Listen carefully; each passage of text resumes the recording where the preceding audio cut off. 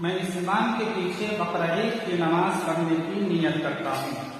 اللہ اکبر، سبحانک اللہم وبحمدک وتبارک اسمک وتعالی جدک ولا الہ غیرک، اللہ اکبر، اللہ اکبر، اللہ اکبر۔ اب امام صاحب قرات کریں گے، پھر رکوع ہوگا اور 2 سجدے ہوں گے۔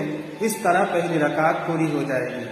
دوسری رکعت میں پہلے قرات ہوگی، پھر 3 زائد تکبیریں کہی جائیں گی، اس طرح اللہ اکبر، اللہ اکبر، اللہ اکبر۔